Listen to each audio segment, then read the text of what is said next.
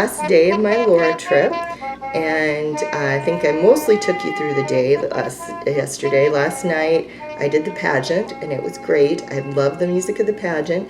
They've changed the narrator from being Laura talking to a librarian, that's clearly Doshia Holland from the only recording of her life, or of her voice, which I really liked, and I thought it was clever. And now they've changed it to being just old Laura narrating, which means that although they used to have 3 distinct presentations, all 3 pageants now, even though the scripts are different and they're telling different stories and there are definitely other different things about them, all 3 pageants now have old Laura narrating, which I do not think is great for them being distinctive and for you being able to tell people what's different about them. So I'm kind of sorry about that. It works better in some places than in others, and it's something with the staging I think all 3 of them could work on a little bit. So not really my favorite thing, but I loved the pageant. It was great. The music is wonderful. There's back support for the benches. Parking was a little odd, and I tried to park kind of close, and looking at the situation over, I kind of got cold feet, pulled out of there and parked in the high school parking lot, and then walked over. I didn't see later how many people parked in the high school parking lot, but I think I would recommend doing that and then being careful walking on the road over. Then I came back to Mountain Grove and had a good night's sleep, and we are getting ready to go this morning. Thank you for coming with me, and let's get our last day. Okay, today I am dedicating to getting some pictures of things that don't have to be open to get pictures of them. And right now we are at the Laura Ingalls Wilder Elementary School in Mansfield. And we are heading out. We are going by Mansfield High School. The Laura Ingalls Wilder Elementary and the pageant grounds are directly behind us. And we're coming up to the next road here and turning left.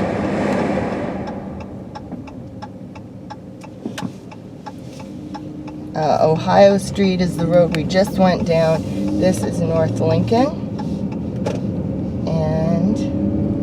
Here is the cemetery where Laura is buried. Laura and Manly and Rose.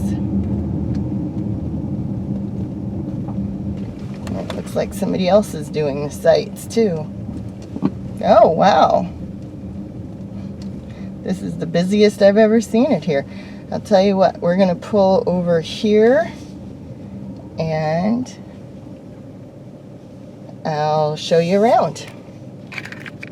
Alright, it's pretty windy today. Boy, the trees over there have grown up a lot since I was here last. Huh.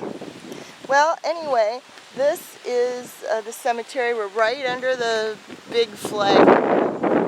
There's the high school building over there, and there's a thing here that says Wilder Graves. And let's see how they are today. This is just my opinion, but you will see Laura's tombstone covered with rocks. And there's one other one here we're going to walk by that has it. And I know it's a Jewish tradition. Apparently it's a tradition for trail people too. But honestly, if you want to honor Laura, you do what Laura would want. And she would hate this.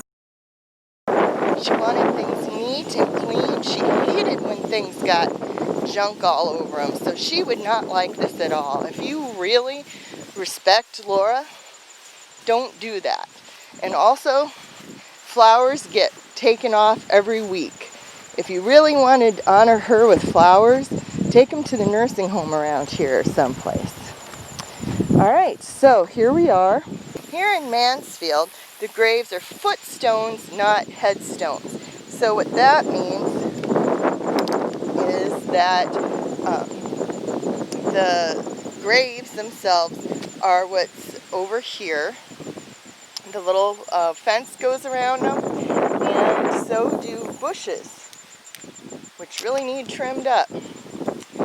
And this is Laura and Almanzo, and I really feel bad. They should have given these people a different burial, because they were here long after Laura, and you know, they should have traded them out a different spot, because they're walked on constantly.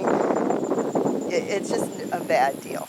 But anyway, these are the graves, and maybe I should have tried to come out Friday because the light's against me, and I didn't think of that. But I hope you come and visit and pay respect and spare a thought for these poor people who get walked on constantly. To show you this old photo so you could see the quote on the back of roses.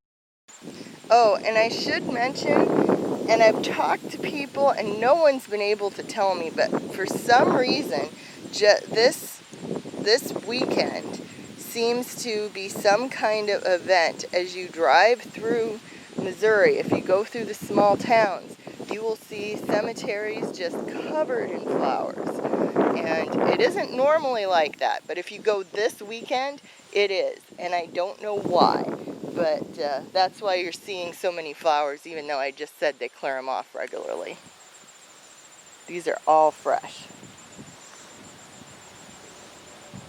Not faded at all. They were just put out here.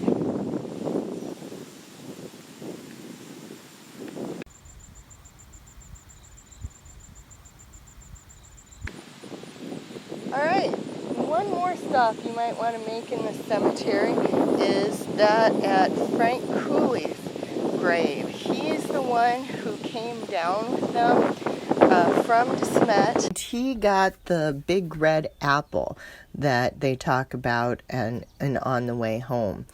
He did a little bit better than the Wilders in town and had a draying service, which means he delivers things. And after he died, only at age 37, Almanzo bought the draying service from his widow, and that was Almanzo's town job for quite a while. So Frank Cooley's grave is worth looking for. If you're looking for it, and they hadn't done this last time I was here, so it is kind of cool. And whoops, wrong way. And there's this pole by it now to help you find it. And I'd almost given up. I forgot it was on the other side of the mausoleum. But you can see the Wilder grave sign, I hope. There we go.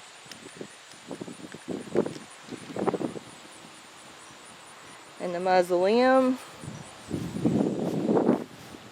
And the high school, to kind of give you an idea of where you'd find it. And this is the rules. This is what I'm talking about. Most cemeteries do not feel the need for a huge sign, so I really do think it's here because it's an issue for them. And it does say that flowers are only allowed after Memorial Day. And really, like I said, something happens this weekend. I do not know what. But after Memorial Day, flowers will be removed until the end of the mowing season. That includes on the Wilder graves. That includes fake flowers. That includes real flowers. They're going to be gone as soon as they have time to deal with it, which they do at least several times this summer. Probably every time they mow. Then down here you can see that it says they have to be so big and they'll remove them, but honestly this means they do not want stuff on the graves. So besides the fact I genuinely do not think Laura would want them, they get cleaned off regularly. There is no point. Don't do this.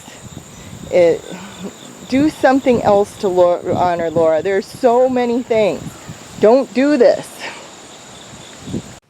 Remember, brighten the corner where you are. I hope you're enjoying coming along on this trip with me, and that you'll remember to check out all the other videos from this trip or any of the others.